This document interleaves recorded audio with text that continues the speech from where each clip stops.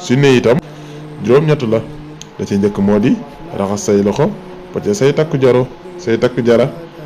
booy tàmbali maanaam raxas gi ngay raxas sa loxo sunna la. ñaareel ba moo di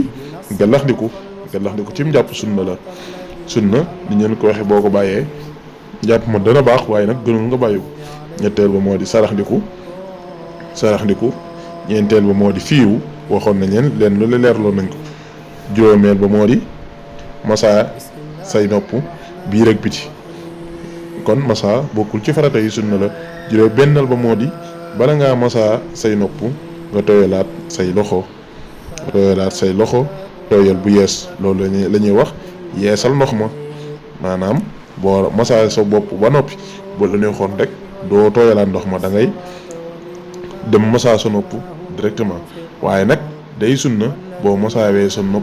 bopp ba noppi nga tooyalaat sa ñaari say waaraam doog a masa sa nopp loolu it sunna la nga xam ne masa sa nopp sunna la waaye tooyal gi ngay tooyalaat sa loxo nag doog koo masa moom itam sunna la. juróom ñaareel ba moo di boo masa sa bopp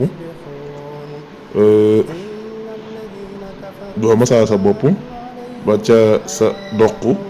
nga dolloo si waat say loxo ba ca sab jë maanaam dañu naan booy masa sa bopp aller bi dem bi da ngay tàmbalee ci sab jë ba ci sa doq retour bi mooy dellusiwaat gi ngay dellusiwaat googu nag sunna la. day mel ne kon boo demoon noonu rek du tee def nga farata waaye boo ko dellusee nag mooy def nga sunna. juróom-ñetteel ba moo di toftale cëri farata ya bañ caa jiital benn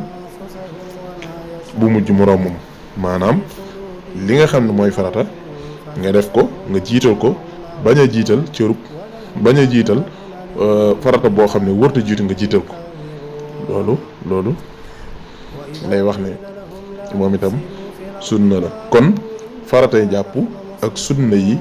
lépp lu ciy nekk juróom-ñett la insha allahu bu ngeen ko bàyyee xel rek jafewul lool waaye nag lu mënta ñàkk la lu ñu war a xam la ndax diine ji day loo xam ne lu am solo la lépp lu ci waay di def rek du ko war a xam ndax nit ki lu mu xam ak lu mu xamul bokkuñ te yittewoo sa mbiri diine bokk na ci mbir yi nga xam ne dara gënu koo am solo dara gënu koo kawe. kon dañuy yamale foofu di wax ne mbokk mi bu fekkee ne abonné goo ci chaîne bi ñoo ngi ñaan nga abonné te gën a yaatal vidéo yi bu fekkee ne jàpp nga ne am na solo jërëjëf.